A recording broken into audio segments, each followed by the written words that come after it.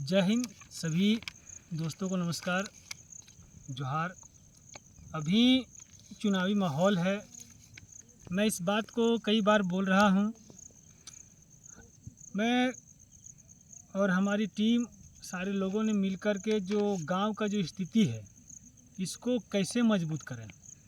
गांव की जो स्थिति है, गांव में आए दिन 90 से 95% लोग प्रदेश जाने पर मजबूर हैं।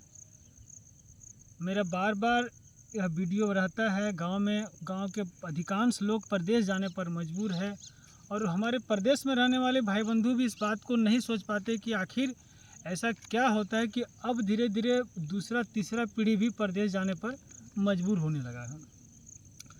तो समस्या क्या है? प्रदेश ठीक जा रहा है, लेकिन प्रदेश में जो कार्य मिलता है वो बेहतर रूप से उनको काम करने के लेबर है, मिस्त्री है, वगैरह वगैरह यही काम करने के लिए अधिकांश वे लोग जाते हैं। कुछ छोटे छोटे मुद्दों को मैं रखता हूँ, वो लोग भी ध्यान दें और इस पर विचार करें कि मैं जिस प्रस्ताव को और हमारी जो टीम जिस प्रस्ताव को लेकर गाँवों को रोज़गार के बारे में चली है वो क्या सही है या गलत है। और इसमें आप लोगों को पूर्ण रूप से सहयोग की ज़रूरत पड़ेगा। आप लोग सहयोग दें और साथ भी दें। जैसे हम सभी गांव में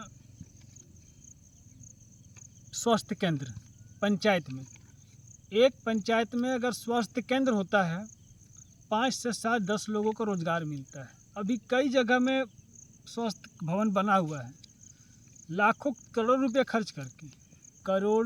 खर्च करके स्वास्थ्य केंद्र बना हुआ है। लेकिन हमने 1-2 वीडियो भी डाला है, आप लोग देखे होंगे, लेकिन वहाँ का व्यवस्था एकदम ख़राब है।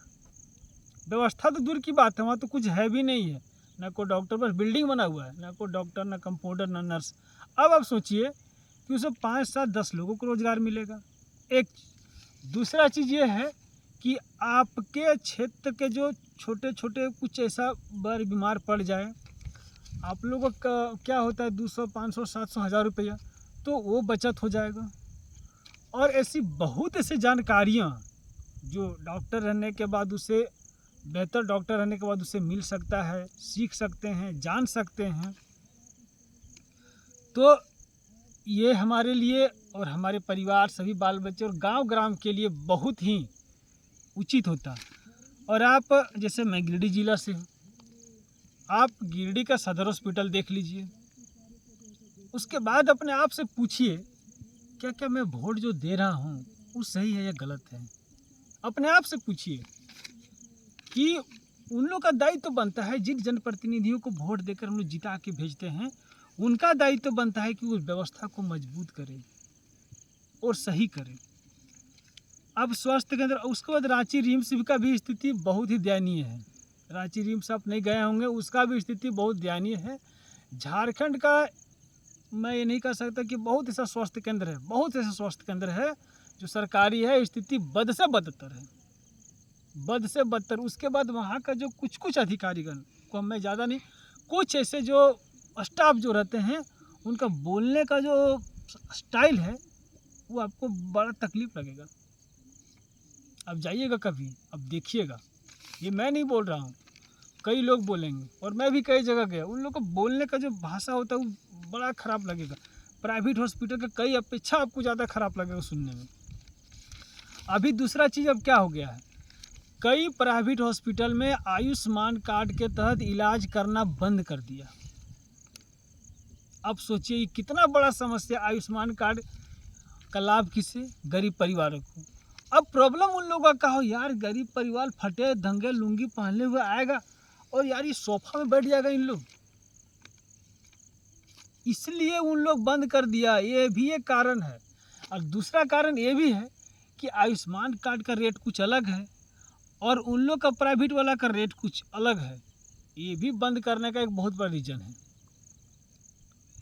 अब बेचारा गरीब का कौन सुनेगा? जिस उम्मीदवारों को हम लोग वोट दिला के भैया भेजते वही सुनेगा। अब उसके कान में रुआ है कि कुछ मट्टी भर गया है कि कौन ची भरा है कि कौन जाने। और एक दूसरी बात है, पंचायतों में पैक्स क्या होता है? पैक्स ही एक ऐसा चीज़ है पैक्स के बारे में हम आज से नहीं 2019 से मैं बोल रहा हूँ। 2019 से 18-19 से मेरा फेसबुक आप डिटेल निकालिएगा, सबसे लास्ट में 18-19 से मेरा वीडियो है, पैक्स के बारे में मैंने बोला है। और मैं कई बार बोल रहा हूँ अपने क्षेत्र के जनप्रतिनिधि और जो लोग जहाँ तक देखते हैं वहाँ तक मैं पैक्स के बारे में इसलिए बोल रहा हूँ कि आप जान लीजिए पहले कि पैक्स क्या है, इसको बारे में डिटेल जानिएगा ना, तो आपको तकलीफ लगेगा। यार गजब मूर्ख बना के रखा है हम लोगों को, मतलब गजब मूर्ख बना के रखा है। अब कौन रखा है भाई, कौन अधिकारीगण, कौन जनप्रतिनिधिगण, अजीब सा मूर्ख बना के रखा हुआ है। अब मैं ये क्यों कह रहा हूँ ये भी बता देता हूँ। मैं इसलिए कह रहा हूँ कि अभी आपका एक भी ऐसा पैक्स का स्थिति सही नहीं है। हम तो लोकल तो देख रहे भैया सही नहीं है, अब कहाँ सही है ये पता नहीं है। अब मैंने जब इसका डिटेल भी मैंने जानना चाहा तो देखा कि पेपर में तो काम हो रहा है, लेकिन ज़मीनी स्तर पर किसानों को जो लाभ मिलना चाहिए, गाँवों को जो लाभ मिलना चाहिए, उससे नहीं मिल रहा है। एक किसान परिवार का ज़मीन है, अब वो 5 क्विंटल 10 क्विंटल धान बेचता है। अब सोचिए 14 से 15 रुपये बेचता है, 14 से 15 रुपये। पैक्स का रेट कितना है, 20 से 22 रुपया। 14 से 15 और 20 से 22 रुपया। अब नुकसान क्या हो रहा है, कितना नुकसान हो रहा है, 6 से 8 रुपया। अभी गांव में आप लोग देखते होंगे एक चीज़ को कि अगर एक व्यापारी आया है बोलेगा भैया 14 रुपया, दूसरा है बोलेगा 14.5 रुपया, 50 पैसा के लिए तुरंत बोलेगा उसको देंगे यार, ऊपर 8 आना बेसी दे रहा है, तोरा नहीं देवो, तोरा ना देवो हो तो 8 आना कम देव करे भैया। महज 50 पैसा के लिए उस व्यापारी के दूसरे व्यापारी पर चल जाता है। लेकिन हम लोग पास लूटने कितना आ रहा है, कितना लूट रहा है, 6 से 8 रुपया हम लोग का लूट रहा है। और जो जानकारी देना चाहिए किसानों को सिर्फ पेपर में, भैया पेपर बना दिया है, सभा हो गया है, कोई सभा नहीं। हम लोग गांव ग्राम में पता करते हैं ना, किसानों के प्रति को सभा वगैरह कुछ है, कुछ नहीं। पता कीजिए आप,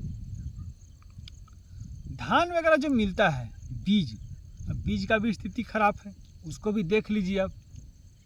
बीज का स्थिति ये खराब है कि कहीं पर भी किसानों को टाइम पर बीज नहीं मिलता है। और उस क्षेत्र का, उस पंचायत का, उस गांव का जनप्रतिनिधि करता कौन ची है वो। यार तुम ब्लॉक जा रहा है, तुम बोलता है कि मेरा उच्च प्रतिनिधि से नेता है, बड़ा बड़ा नेता से मेरा कांटेक्ट है, बड़ा बड़ा अफसर से कांटेक्ट है, लेकिन जब तुम्हारा किसान, तुम्हारा गांव और पंचायत को किसान का समस्या आता है तब तुम्हारा कांटेक्ट सब खत्म, बाय बाय टाटा हो गया। ये समस्या है। उन गाँवों के जनप्रतिनिधि को सोचना चाहिए कि जिस कारण से हमारा गाँव के कई बच्चा मैट्रिक इंटर किया चल गया बाहर, अब इसमें रोजगार का साधन कैसे होगा। अब जब 6 से 8 रुपये उसको मिलेगा तो उसके अंदर ऐसा लगेगा कि मैं और बढ़िया से थोड़ा खेती करूं, तो और बढ़िया से वो खेती करने के लिए प्रयत्न करेगा। और सिर्फ धान ही नहीं, गेहूं हो गया, बहुत तरह का जो फसल होता है उस पर सब चीज़ों के बारे में किसानों को 1% जानकारी नहीं है। 1% का मैं बात कर रहा हूँ, 1% का जानकारी नहीं है कि कब बीज आता है, कब कौन कितना रेट मिलेगा, कब इसका इंश्योरेंस होगा, क्या सिस्टम से कब होगा, 1% जानकारी नहीं है। अब क्या होता है, इंश्योरेंस का जो टाइम रहता है ना, तो बगल में जो ऑनलाइन करने वाला रहता है कि भाई इंश्योरेंस करवा लो, इंश्योरेंस करवा लो, तो उन लोग क्या करता है, चलो अभी उसका अपना वैसे अपना प्रॉफिट के लिए चलो इंश्योरेंस करवा देते हैं। अब खेत में धान कुछ लगा हुआ नहीं है और इंश्योरेंस कर दिया जाता है। एक जटिल समस्या है। इस क्षेत्र के जनप्रतिनिधि, हर एक क्षेत्र के जनप्रतिनिधि और समस्त गांव के जो छोटे मोटे युवा, जो प्रदेश में रहने वाले युवा से विनती करता हूं कि आप लोग इस मुद्दे पर बात कीजिए और मांग कीजिए, ये बहुत ज़रूरी है। और दूसरा चीज़, वीडियो बड़ा लॉन्ग हो जाएगा तो इसमें हम, और मेरा एक ये है, प्रत्येक सरकारी स्कूल में कंप्यूटर शिक्षा। ये क्या है, अभी आप चलिए बाहर भी चल जाते हैं कहीं काम करने के लिए, तो वहाँ क्या होता है ना, लोग पूछता है कंप्यूटर सीखा हुआ है, जानकारी नहीं है। बचपन से कोई टिपता, कोई ठोक ठाक करता कंप्यूटर में, जबकि सारा व्यवस्था बना हुआ है कि भैया सभी स्कूल में कंप्यूटर शिक्षा होना चाहिए, लेकिन नहीं है, आज तक भी नहीं है। और यहाँ सुनिएगा, बड़का सुनिएगा ना, अरे भैया उसका वहाँ तक पहुँच है, बहुत बड़ा नेता है। नेता मतलब होता कौन सी है, इन लोग को पता नहीं है, खाली डराना धमकाना, वही नेता हो गया। और एक चौथा चीज़ मेरा है कोल्ड स्टोर। कोल्ड स्टोर किसानों से रिलेटेड है। प्रत्येक गांव में कोल्ड स्टोर को मैं प्रस्ताव लेकर मैं चला हूँ। कोल्ड स्टोर क्या है कि भारी मात्रा में आप जमीन आलू वगैरह उपजाऊ किए हैं, प्याज वगैरह है, तो कोल्ड स्टोर में रख दीजिए, तो आपका ख़राब नहीं होगा। और फिर कुछ समय बाद 2 महीने 3 महीने 4 महीने बाद फिर उसको बेचिए, तो इससे क्या होगा, किसानों को उससे प्रॉफिट भी मिलेगा बहुत ज़्यादा मात्रा में। आलू अगर 3 महीने 6 महीने बाद उपजाऊ करके बेचेगा तो उसका रेट कुछ ज़्यादा मिलेगा। तो कोल्ड स्टोर रहेगा तो ख़राब नहीं होगा, प्याज रहेगा तो ख़राब नहीं होगा, लहसुन रहेगा तो ख़राब नहीं होगा, और ऐसा बहुत ऐसा चीज़ सब्जी वगैरह है जो ख़राब नहीं होगा। तो कोल्ड स्टोर प्रत्येक गांव में होना चाहिए, पैक्स प्रत्येक पंचायत में, और कोल्ड स्टोर प्रत्येक गांव में होना चाहिए। ये 4 मुद्दों को लेकर मैं जगह जगह पर लोगों को जा रहा हूँ कि आप वोट जिसे भी दीजिए, किसी पार्टी का मैं नहीं कर रहा हूँ कि आप इस पार्टी को दीजिए, इसको दीजिए, उसको, आप जिसको दीजिए, आप स्वतंत्र हो, आप जिसे दीजिए, लेकिन आप बातों को रखिए, गांव की स्थिति को मजबूत कैसे होगा, गांव में रोजगार कैसे बढ़ेगा। इन्हीं चंद शब्दों के साथ मैं अपनी बातों को समाप्त करता हूँ।